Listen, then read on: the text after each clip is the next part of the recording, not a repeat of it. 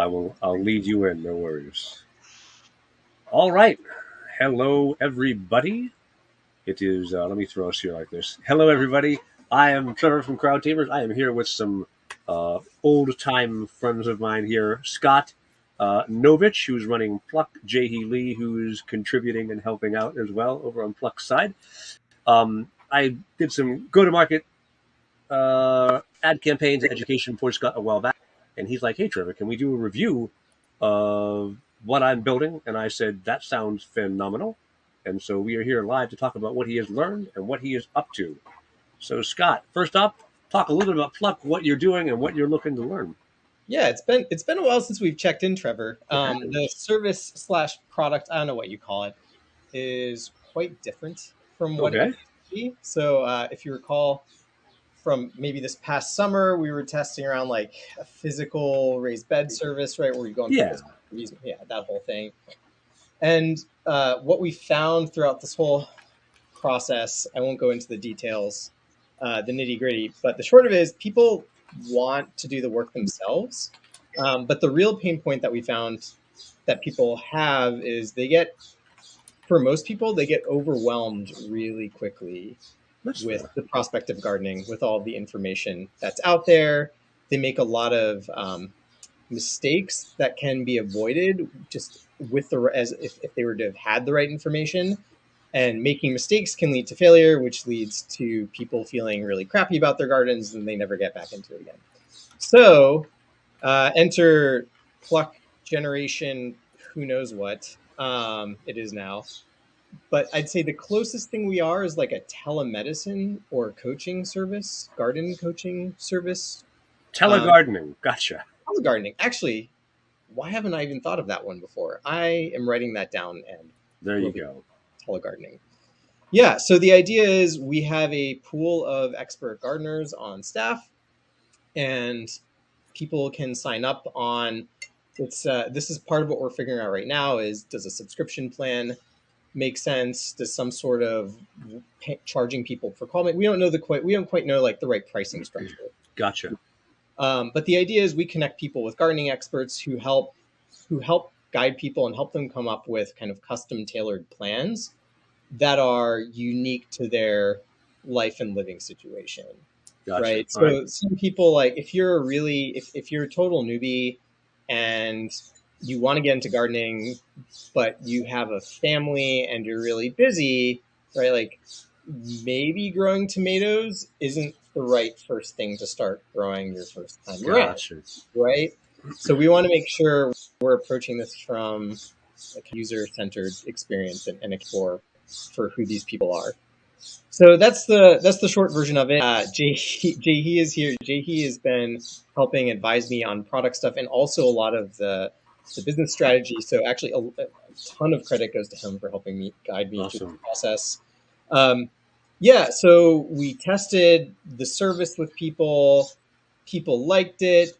Then we followed, I think, an approach that you'd approve of, which is, well, let's start with meta ad campaigns again and work our way down right from the top of the funnel. And we tested some ads, right, just to look at the top of the funnel. We'll go into I'll walk you through the campaign details and performance there. Awesome. We got some good number. What I think, I'll be curious to hear your opinion. What I think are some good numbers on that.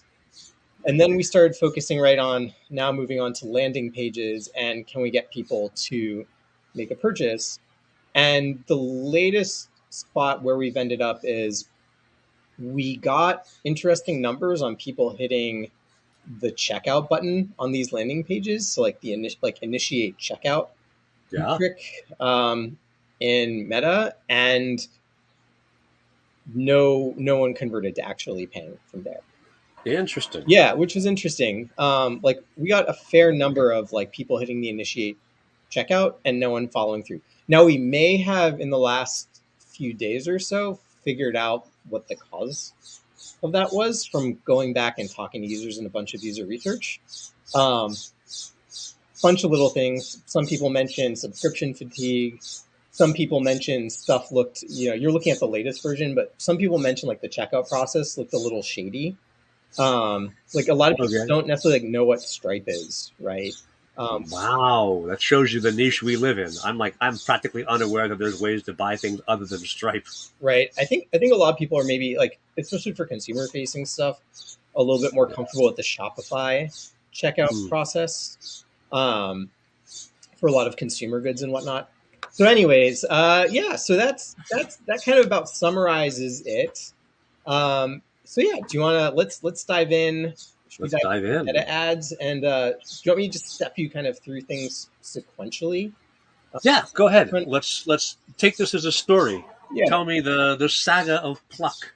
yeah. So the first idea, and again, credit goes to Jay here. Jay he was like, "Don't really worry about the landing pages. Just focus on the ads first. Can you get people to click on ads? Do you have a compelling value There's proposition?" speaking my language, Jahi. Well done. Yeah. So Thank you. that's the top of funnel ad set test, I believe, Yes, sir. right here. And I'm pretty sure we set this all up correctly.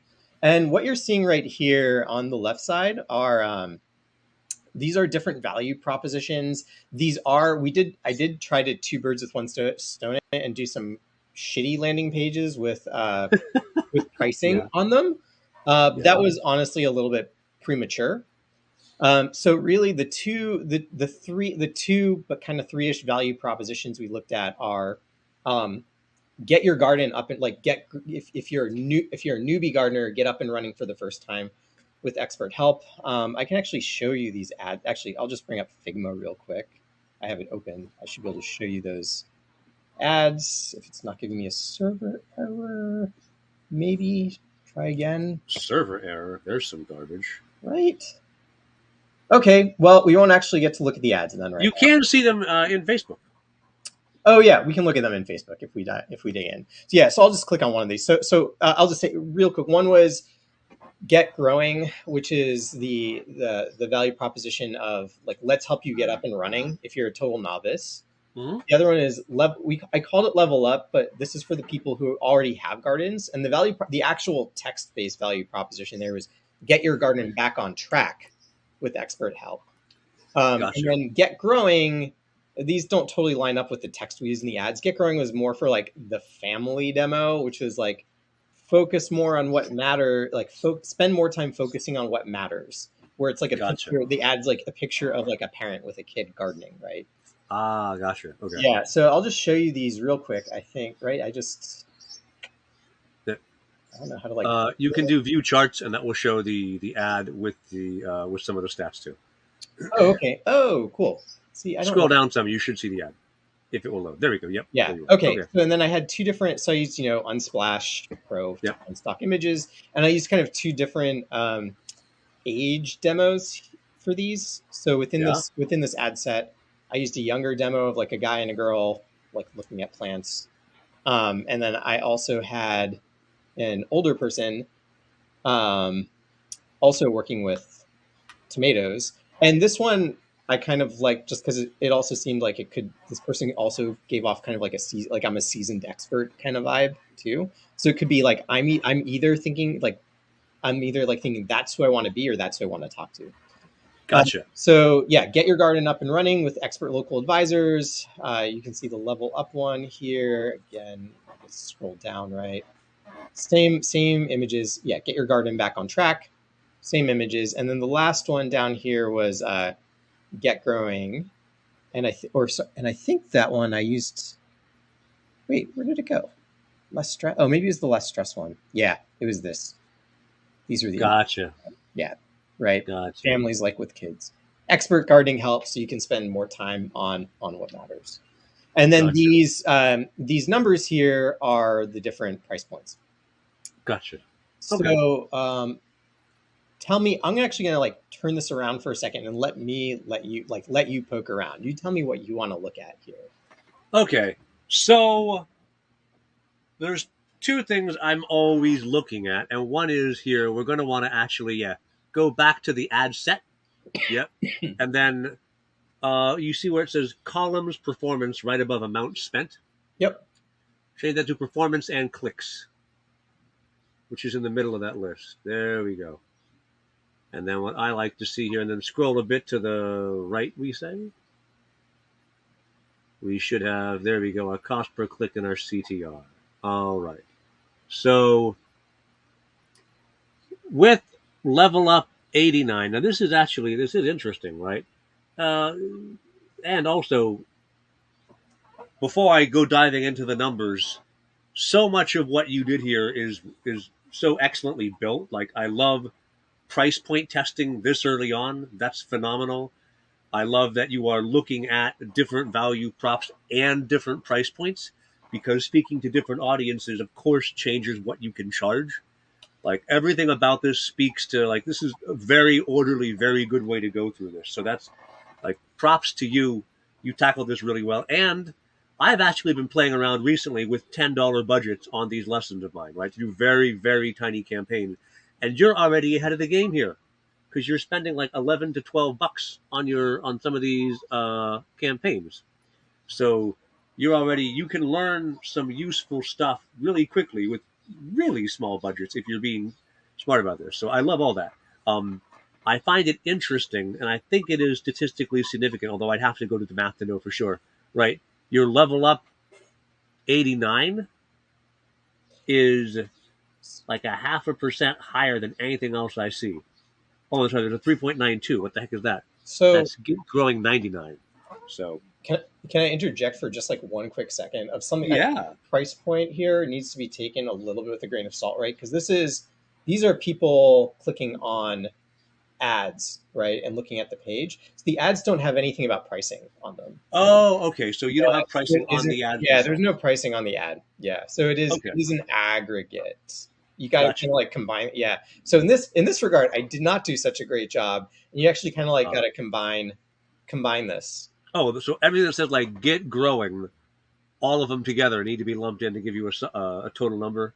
Yeah. Yeah. In my head, that's not going to work. In that case, you've got a weird outlier with your get growing 99 being 4% and everything else being 1.1. Like, and that is the risk you take of these small data sets, is three unexpected clicks in a $10 spend will completely wang the numbers, right? And so that's why on a spend this small, you end up with about 80% confidence interval almost no matter what, but you can still learn some stuff. So your get growing creative overall underperformed compared to your level up creative, right? Just like across the board, didn't do quite as well. Um, so that suggests to me you've got more people who have done gardening and know it didn't go well, who are interested in this, than folks who've never done gardening. Is that what you saw from this?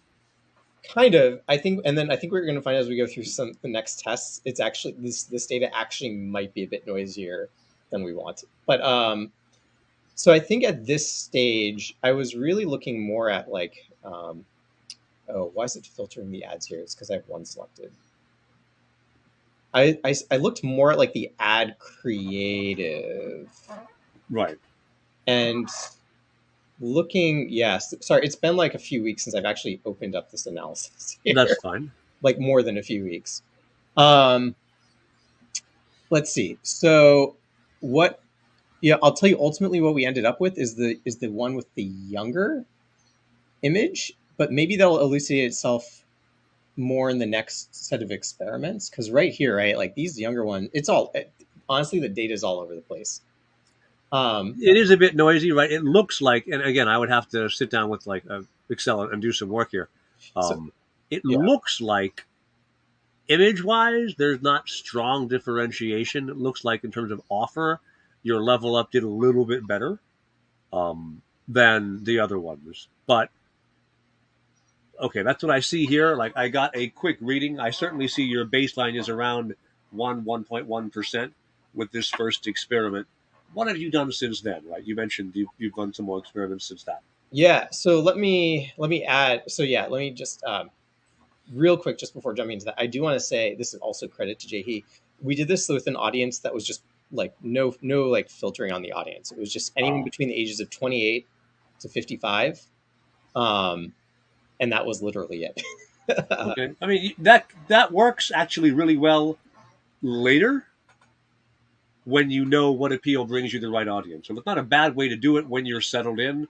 Right now, I recommend you do some interest targeting first. If my buddy Charlie is listening to this call somewhere, he's going to immediately gnash his teeth and yell at me because he says broad is the only way to buy ads ever.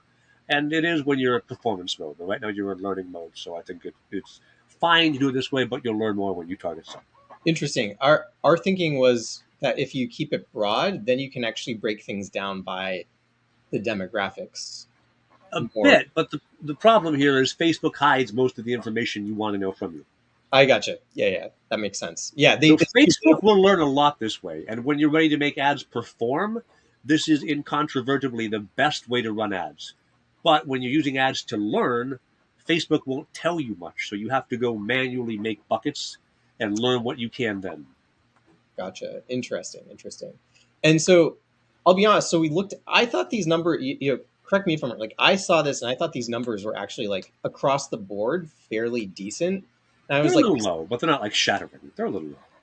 Okay, low in like a bad way, I guess. Yeah, I want to see like a 2% click through rate to show like good interest in an ad set.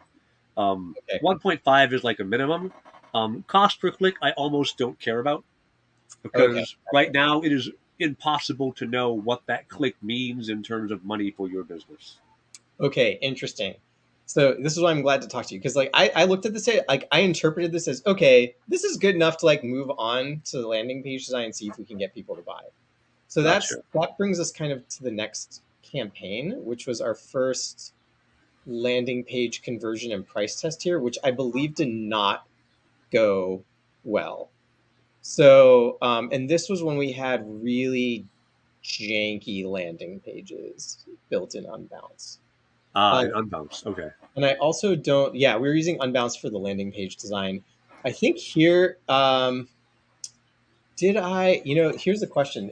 For this one, did I actually look at the metric of, what's it called? See, I was at this stage, I was like not totally doing what I should have. And I may have set the cost. Oh, yeah. Okay. No, I did set it for like per initiate checkout. Yeah. Yeah. So you had a conversion event, which is not a bad way to do it. So that's what I was looking at, is people hitting the initiate checkout button. And I think one thing to mention here, though, is that these numbers at this stage, I may have set up the metapixel wrong and was actually double counting initiate checkouts. Okay. So I was looking to see how many conversion events you had seen here. Total looks like it is maybe 20 total, somewhere around there. Yep. So my fancy branding is blocking my view of the bottom row of your. I'm going to real quick hide my title bar so I can see what the heck's going on.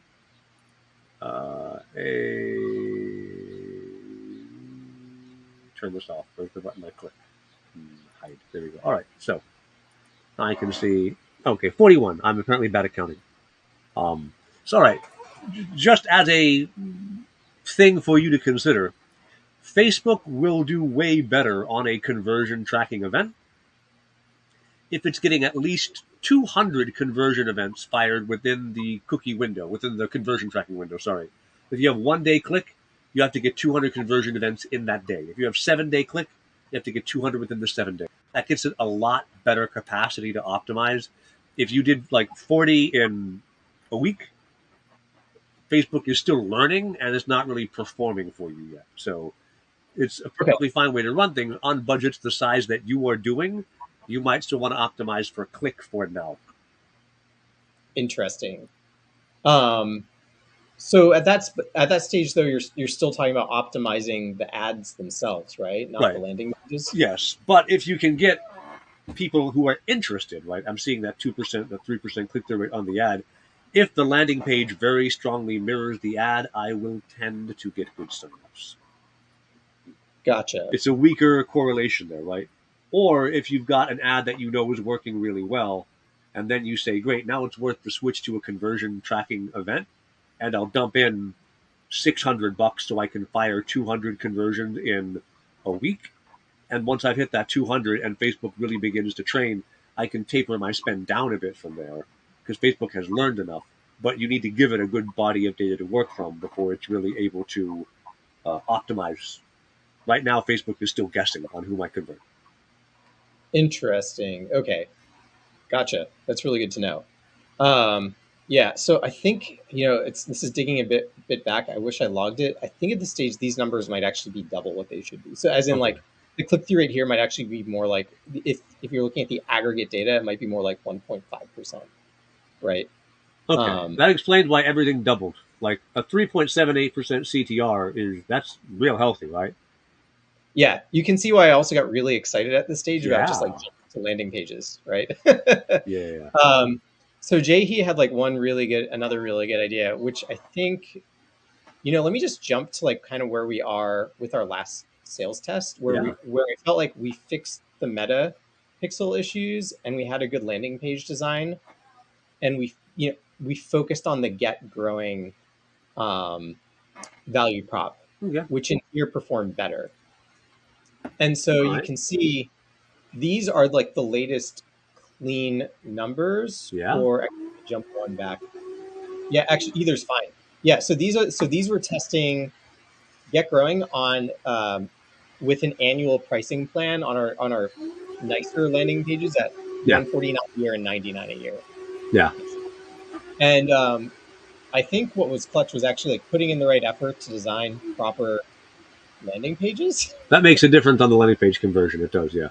Yeah, that, and then we also at some point I should show this off. You'll be proud of me.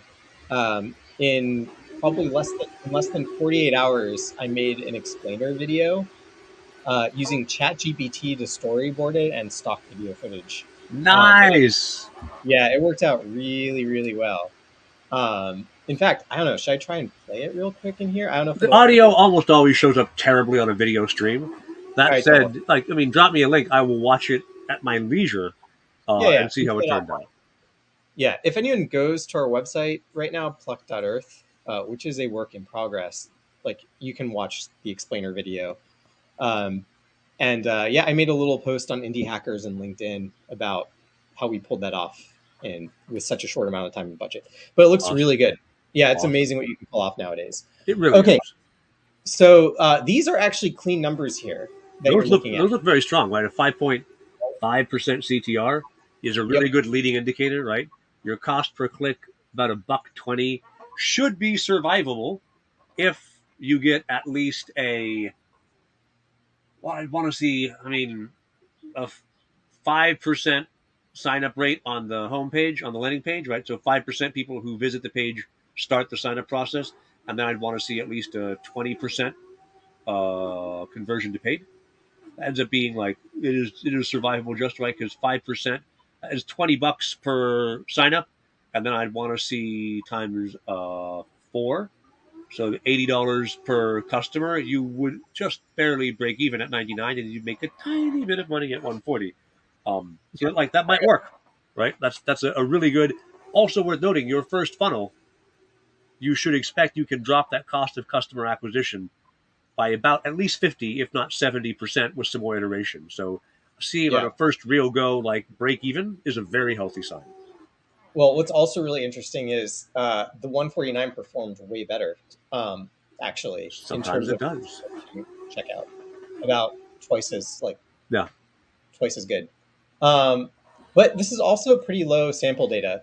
So this stage, at this part we had run now like two or three. This is the most recent run, Mhm. and for the last two or three, I think the one before this we also had healthy numbers.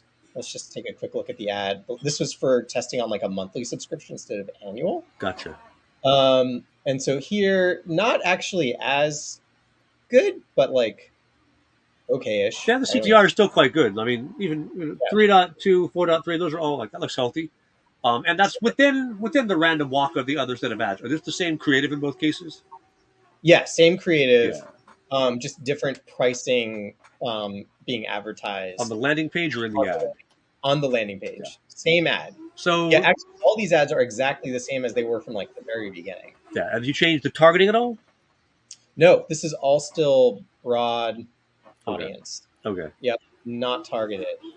Um, And so what's really interesting here is, and again, maybe it's just we haven't had enough initiate checkouts. I don't know, but We've had relatively few, yeah. we've had 21 checkout initiations. If you had a 5% conversion rate from checkout to sale, you can't see it right now, right? And like right. 5% is not great, but it's not terrible. Yeah.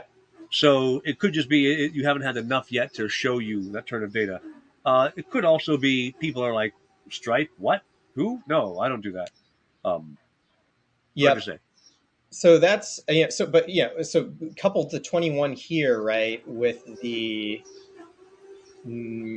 how many was it? 23 here, and now you're at like 40 people total. Who Yeah, I mean, you should have seen if you had any sensible conversion rate. I You feel like would have we been should have likely. like maybe gotten like one, at least one person checking out and paying. Yeah, yeah, yeah. So I can grant a couple of things here. One is, um, of course, you have everybody has huge shopping cart abandonment when you go from this looks cool to oh crap, here's my credit card, right? Like that's always a big jump. Um, I do wonder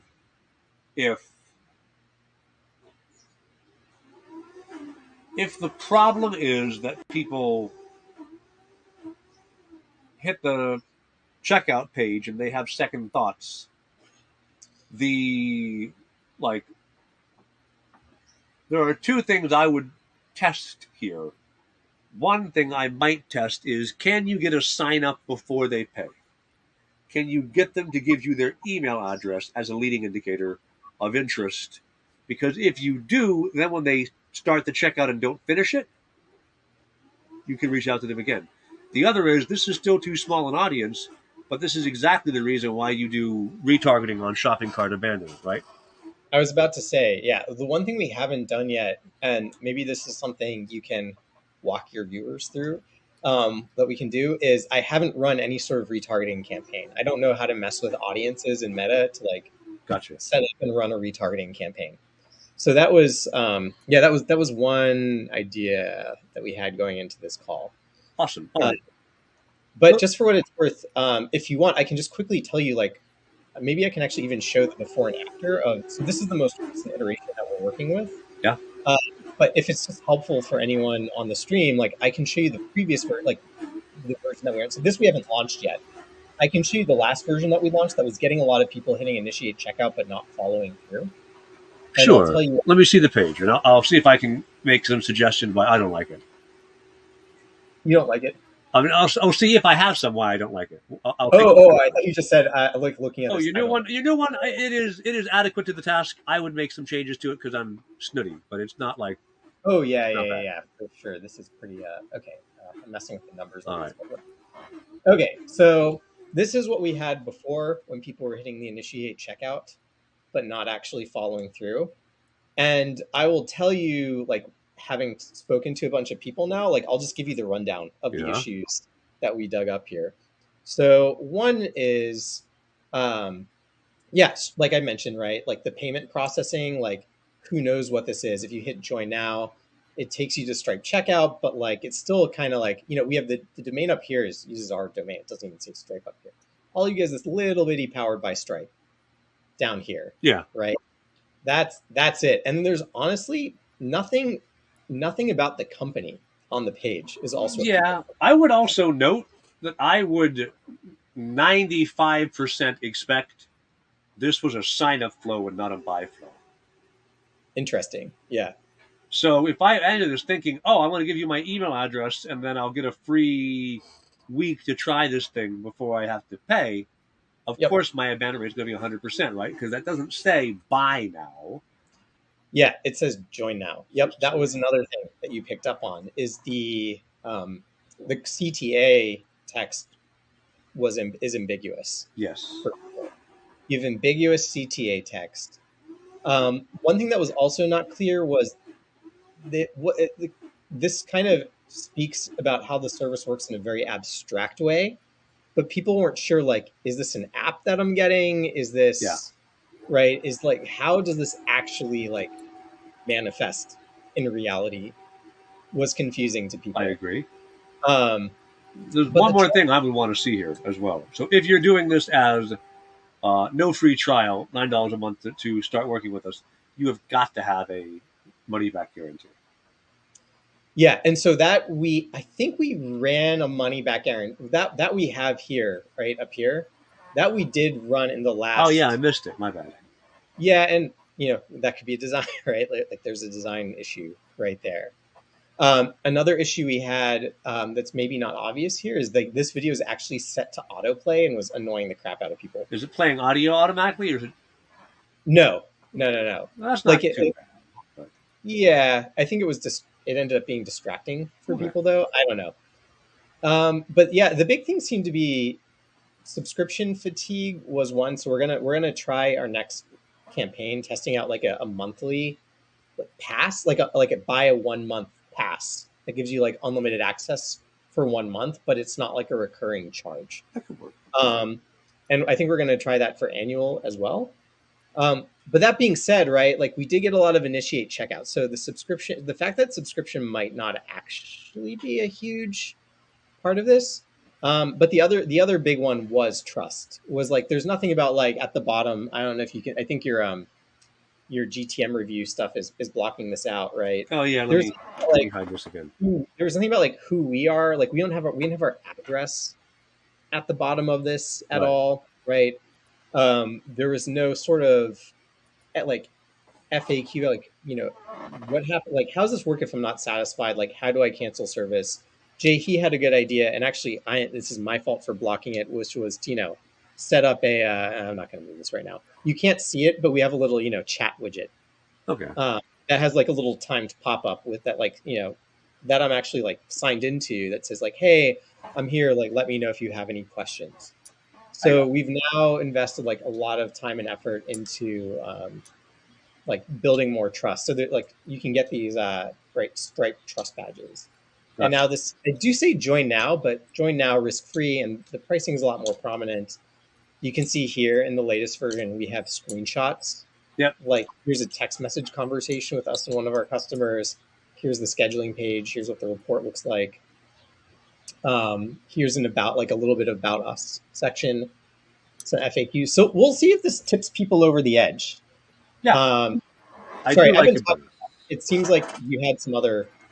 You want to bring up some other things. No, I do like this. I do. You are lacking, unless I just missed it on the scan through the page, social proof, right? Let me scroll down. We do have it. Okay. Here.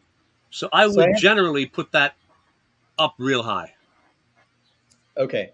And what you want to try to find out, and Facebook will tell you some of this, is what's the demographic of who's clicking on your ads, right? And then you want your user stories, your social proof to be that type of person. So if they're all 40-something-year-old, then you want to be getting older-looking people, old like you and me, Scott, older-looking people in the photos, so that people see them as, look how happy I am that I used Pluck. That makes sense. Yep. Something else that's been fluid, I don't know if it's a big deal. Like I chose to not put people's last names. You don't have to. Yeah, I figured that probably wasn't a big deal.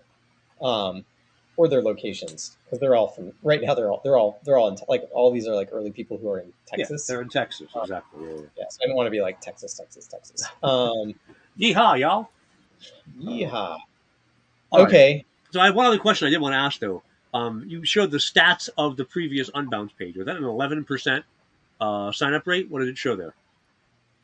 Oh, so this is the previous version. Yeah, let me just go to the aggregate data. I can show you real quick. So the G's here in Unbounce are the generation. Right. So this is the most recent generation that I ran was I'm working on G6. The most recent generation that lines up in Facebook are the G5s. Okay. And so you can see, these would be the latest stats. Is that a 18.91%? No, that's not the right case. It's the. Sorry. Let me. What are you looking? There you go. 10.91. Okay, yeah, I was trying to do the math in my head. And so, okay, like a 10%, 11% click sign up rate that's legit. Like the page is doing its job, but then I think the sign up was too ambiguous, and so people didn't know that you were trying to make them buy right then. Yeah. I would expect, and my recommendation for you on a landing page test is you have a free offer for a landing page and you have a paid offer. And in Unbounce, you can do an A/B split right on the page, right? Yeah, if I want to pay for the more expensive service model, yes. Ah, okay. Unbounce is stupidly expensive. It's good. Really? It used to be really reasonably priced, but I haven't used it much in like Well, a decade. Now it's like It's $80 a month at base. But that's nonsense. Like, I mean, I'm sure I stopped paying a while back. I think my subscription used to be $12 a month. Now it Yeah, was like a decade ago, but still, come on, guys. Yeah, it's 80 now, and then it's even more expensive if you want to do like be able to do A/B like variant testing within it. Literally the purpose of Unbounce. You guys have lost the thread. Whatever. I know Oli, the founder. I was his very first ever North American reseller back when Unbounce was brand new, back in like 07 or something. Interesting. But times have changed since then. All right, so you can also manually do splits, right? By just duplicating a page and then sending traffic to both. That's basically what I'm doing here. Okay. So then I would definitely do a split with pricing where it's a sale and then we'll show the pricing, but have a,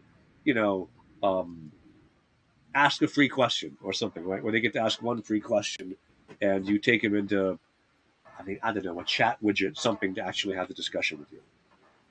Yeah, one idea that we were floating was having like a free 10-minute call or something with one of our experts, and then we were thinking about it.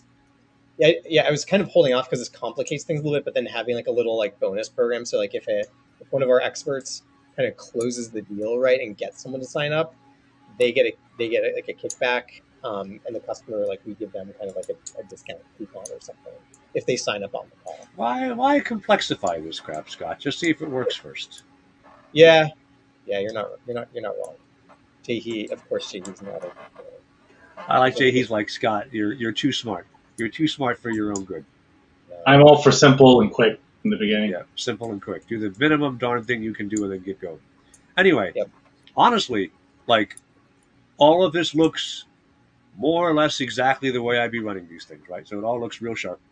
I like what you're building. This is, anybody listening, right? This is what my book teaches. I don't think Scott read my book, but I did run some stuff for him, and clearly you learned a little bit as I was running it. And probably Jaehe also, I ran some stuff for both of y'all a while back as well. Yep. And I'm sure both you, Scott, and Jaehe didn't need me to teach you the gross pieces of this, just some of the finer details or things that you don't know. But like, yeah, this is how you do growth hacking and go to market combined to figure out, like, what's my right approach. Really strong testing setup. I love how curious you're being around pricing, messaging, audience, pages, all that. Your landing page is an extremely complex thing to build well, and surprisingly small things will utterly screw up the conversion rate. And in this case, definitely call to action is a issue. I would generally, throughout this whole page, I would focus more on leading with photography, because you've got little photos and little people's faces, and like, everything is, here's a giant yellow block for your div. There's a little person's head in the corner, right? Like, you want to flip that. You want the photos to lead visually, because if you're able to show somebody, look at how crisp a frickin' tomato you could grow. I want to grow a tomato that nice. Okay, right? You want to lead with, here's real people who had success with Pluck. Again, you're leading with, you think of how, what's a good example of somebody recently who I've seen a landing page for them that was people focused. Even you get to silly things like Zoom and Asana and like super like enterprisey SaaS products, but they focus on the person. They show the screenshots if you scroll down, but they focus on the person to lead, because we want to see people. We want to relate to the person who's using this tool. So I would change some of your visual focus, or I would at least test it. Right? Your ads are very strong. The ads are look at these freaking people. But then your landing page is, look at this freaking block of text.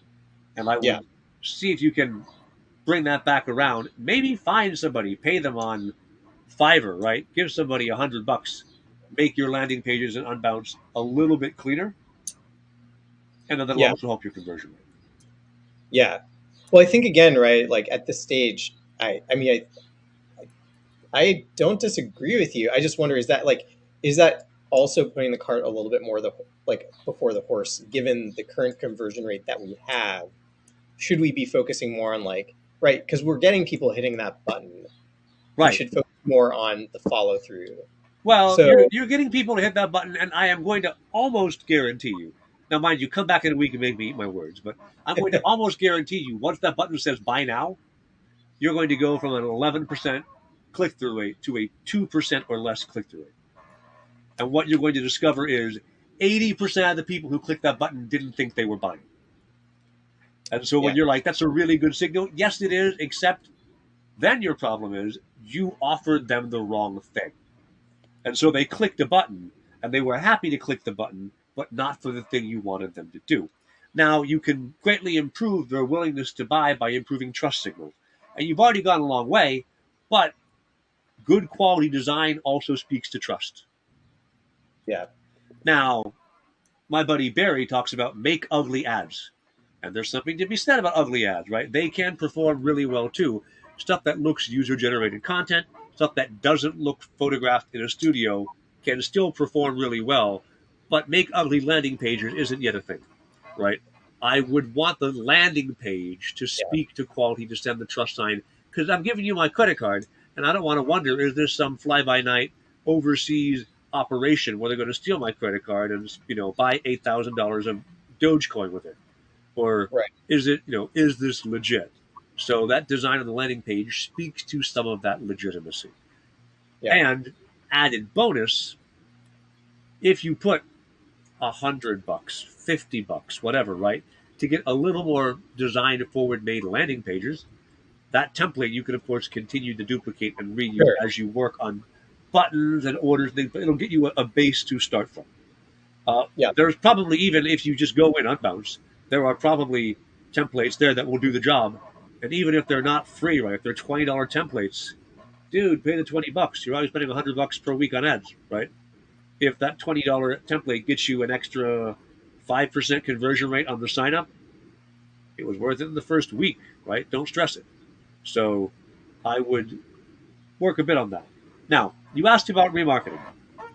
Let's talk about this. There's 3 different basic types of remarketing, and you can use some or any or all in combination. You have your website traffic retargeting. Somebody's come to my website, and then you can set up exclusions and rules. This is what almost nobody does right. You've seen this all the time. I go to a shoe store online, I see shoes I like, I buy their shoes. I go to New York Daily Post website, and they're advertising me the same goddamn shoes. I'm like, I just bought them. I don't need this crap. That's because they didn't set up an exclude. And the exclude should be, if somebody gets the checkout confirm page, don't retarget them anymore. Because you got their money and you're wasting your inventory on this Yahoo who he's not going to buy again. Now, Sure. you can set, and you probably will want to set, if somebody hasn't visited my site in 14 days, then you might retarget them again. Because if somebody bought, you don't want to retarget them right away. But once they're halfway through their month, you might want to remind them, hey, come back and buy the next month's pack. Even if you bought before, or maybe even especially if you bought before. Let me say, hey, second month, 30% off. Right? You can run retargeting ads there with the opposite exclude. So one is you can say exclude from targeting everybody who saw the checkout. And then say a different ad campaign to run 2 weeks after someone visited your site. So you exclude all your 7-day and 14-day traffic. And if you've seen the checkout page, show the ad. Otherwise, don't. So website traffic retargeting is one. The next is ad engagement retargeting. If they liked, commented, or clicked on an ad, remarket them. These people are ones who, as you run a bunch of ads, you might discover this ad did really well, but only 2,000 people of the 30,000 I've advertised to in the last 30 days have seen it. Well, let me get the other 28,000 people who didn't see this ad and loop them in to see the best ad and see if I can't win some of them to re-engage and care more, because this ad now is a better ad than the other ones. That's your second type of remarketing. Third type of remarketing is list upload. I get people's personal email addresses. I get their Facebook IDs.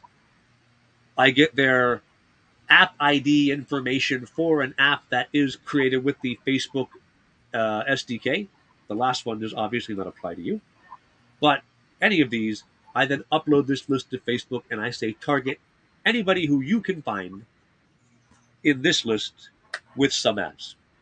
That is why I asked if you can do sign up before you do checkout, because if I can get people's email addresses, particularly their personal email addresses, I can go over to Facebook and say everybody who's in this list and who has not seen my checkout page, please serve them an ad that brings them back. They have signed up, but they have not converted.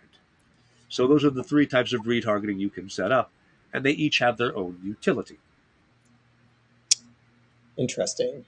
With the last one, I mean, does it make sense to have you start with, it's just going back to our CTA, right? Not kind of giving, I forget how you phrased it, right? Like we were selling people what they didn't expect. Yeah. So would it make sense to go back to setting up landing pages that give them some sort of deal for their email address, and then later serving it, like having a second landing page that's like the buy landing page that serves to them from the fact that they previously gave us their email? So what you could do, what's the best solution I know for this? Like a free trial call in exchange for email or something. Yeah. I'm just thinking there's of the right way to implement this set up properly. What you may want to do is say, book a 10-minute call with the gardening expert to figure out what you should plant for the next growing season, right? There we go. We're obviously in summer, so we're planting for the fall growing season. What squashes and hardy, what do we call them? The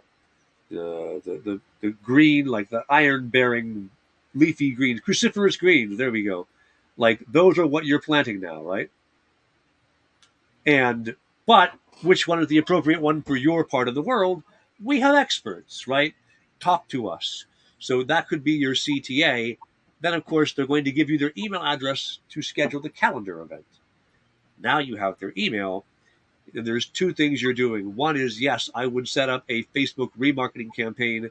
I would probably set it to only show to audiences that are more than 7 days old, because you don't want to advertise to them before they talk to your expert. Yeah. And I would assume, I might be wrong, you'll find out pretty quickly, most folks will book within the next 7 days. I doubt many folks go, I want to talk to an expert. How does August sound? Like, no, I should have some time in my calendar before then. Right. So I would set that up, and then it pushes you to the landing page for buy now. Exactly that. The other thing you do is, once they've given you their email address, you should be emailing them regularly you should probably build, I think North America has 4 major temperate zones, right? Indicate which they are, and then you're already using ChatGPT to do stuff. Use ChatGPT to recommend once a month what they should be planting, what they should be harvesting, and if there's any treatments they should be doing to their plants, right? Just generate and send to them to keep your brand top of mind. There's a lot of stuff, Trevor. There's a lot of stuff. Yeah. I mean, marketing, it's a full-time job, dude. Yeah. Okay. Can I suggest one thing? Sorry to jump in. Yes, sir. Please do. Would it make sense, like, Scott, there's maybe a simpler version of what Trevor's trying to get you to do, because I know that what Trevor wants is very specific. Maybe if you want to capture the emails, the growing cycle isn't going to be that different depending on the different areas, but it is going to be different, like from Texas to California. So maybe you offer, hey, if you give us your email, we'll give you your growing schedule for your particular region. Just tell us the area that you're in and also your email. You have some information about them. You can give them some generic. that is maybe you only have to do maybe like 12 versions of it. Because I don't know how many, because I remember talking to Helen, there's a bunch of different growing zones in the US. But once you get a few of those mapped out, wherever they say from now on, plug and play, all right, they're in this region, send them this document. Now they have like a graphic or a schedule that they follow. This is when you plant, this is when things are going to die, this is when you harvest, whatever it be. And that gets you their email, and maybe that's how you start Trevor's retargeting campaign. Yeah. Now, I would note remarketing is a relatively advanced tactic, right? It is not my usual first go-to. There's also like half a dozen other ways to use remarketing beyond the ones I just went into, but those are the intermediate level, right? Yeah. Advanced level is where you start to say, I'm bringing traffic from Google to a landing page. It didn't convert. I want to remarket it on Facebook and TikTok to bring it back, right? Like you do that kind of stuff is what, once you've built a really complex multi-platform funnel, that's how you use it. For right now, I would start by, my suspicion is 80% of the people who click that join now button didn't know it was a pay. And when you put buy now instead of pay now on the landing page, you will see a stark difference in numbers. I could be wrong. I am wrong 70% of the time. That said, I don't quit making opinions because I don't care. My ego is invincible.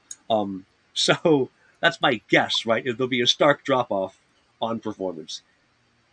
If that is the case, then you need a softer conversion because odds are also very high. I mean, this is a truism of business, right? 90% of the people who might buy from you aren't in buying phase right now. And Right. so you collect their email address. Oh, and there is one other thing I didn't mention with Facebook, which is as you're collecting email addresses and building a list, once your list is big enough, you can not only build a remarketing audience, you can build a lookalike audience. Right. And a lookalike audience is where you say, Facebook has 430 something different vectors that they track on someone's persona. And you can only use, I think it's like 38 of them to target by in the app. The rest are all secret and hidden, and you don't get to use them. But Facebook does. So when you say build me a lookalike audience, Facebook will find you the 1 or 5% of all of Facebook that looks the most like your audience. And that can be a very high performing campaign and a way to train Facebook's algorithm better and better so that when you do eventually say, just run me a broad match audience, it's a very good idea who you want to be going to. Very cool. So, okay, there's a lot of stuff. There's a lot of stuff, man. I mean, the other thing that we, the last thing that we didn't quite get back to was just a simple retargeting campaign. Right. So simple retargeting is just if the Facebook pixel has fired or if they have engaged on your ads, either one. Right. Show the ad to them again, right? That's pretty easy. Provided your Facebook pixel is working, which it clearly is because it's showing conversion events, then you would build. I mean, and budgets matter here, right? Again, the size of budget you have, you almost have to choose to optimize for click instead of for conversion, simply because you're not generating enough conversion data. If you have some larger budgets, or if you can front load your budgets to say, hey, I'm going to spend $500 in a week and then taper it down to $100 a week thereafter. Like that can work to teach the model. And then once the model is taught, it will continue to perform for you. Gotcha. So at this stage, you don't think there's enough data to run a proper retargeting campaign? Probably not. You do need at least 500 page visits for remarketing, which you have hit, but you haven't. If you want to do remarketing and then optimize for a conversion event, you haven't had enough conversion events to make that what you're doing. And that was like 200 conversions? 200, yeah. 200 within the attribution window, right? 1 day, 7 day, or 14 day. Yeah. Interesting. Okay.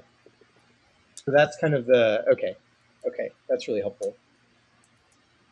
A lot to think about here, Trevor. There's a lot of stuff to, okay. So let's pull things back now. We've kind of gone over everything. When I go to bed and I wake up tomorrow, not tomorrow because it's And when I wake up Monday morning, Right. what do you like, given everything we've talked about, what do you think is the first thing that you think I should try? Excellent. What would be So, the next experiment that I run? yes. So, this is actually quite clear. In that, give me a second.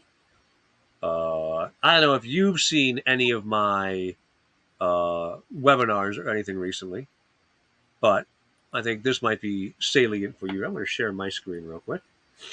Here, this, find the right slides and go. Here we go. This. All right. So, I'm going to briefly hijack the presentation here. Hey, there's me. Okay. So, you probably know the Pirate Metrics funnel. I know Jay does. You probably do too, Scott. Yeah? Yep. I don't like it because it's missing a piece.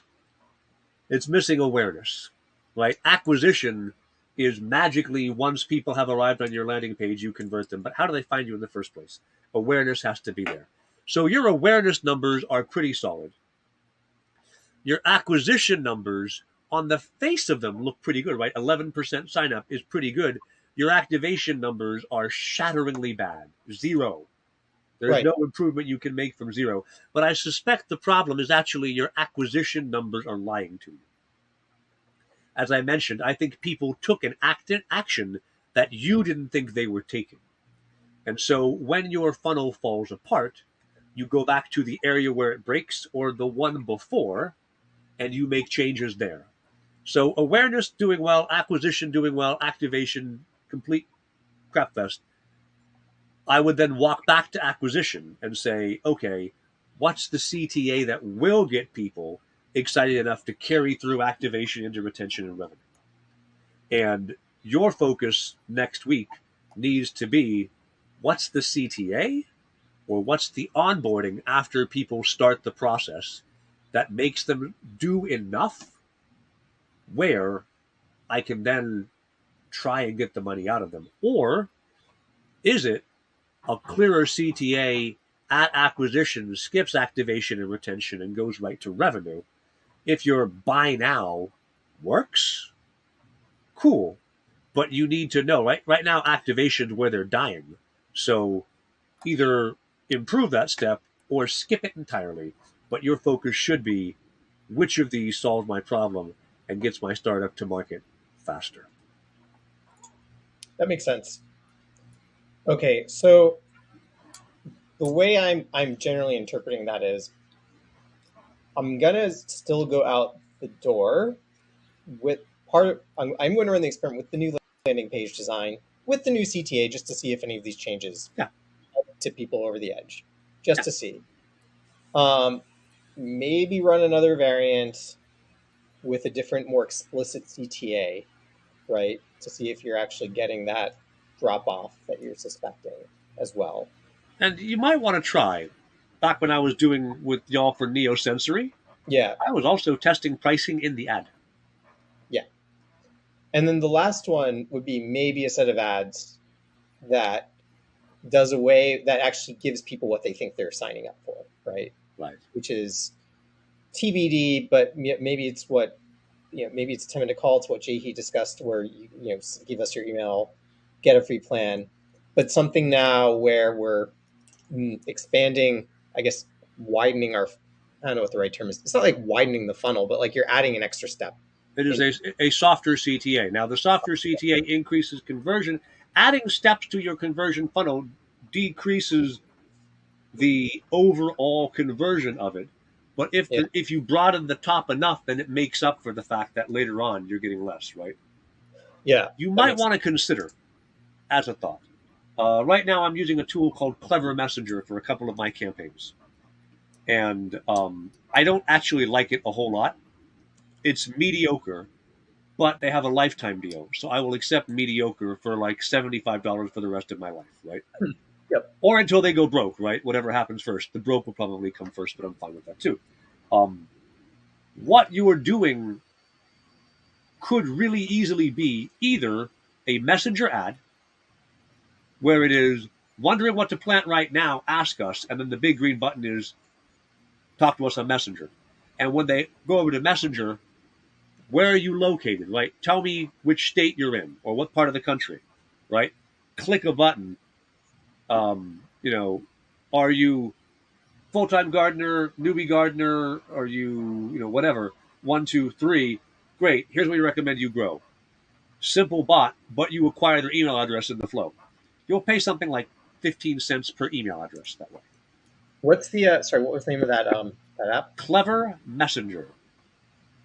Okay. You can also use ManyChat. There's a bunch it's a very competitive space. There's a bunch of apps in this area, but what you get is it's a messaging bot that sits in Facebook Messenger, and you can run a Facebook Messenger ad unit where the conversion event for the ad is talk to us on Messenger, and then that simple bot would let you make a recommendation, and then it might say, "Hey, would you like to talk to an expert?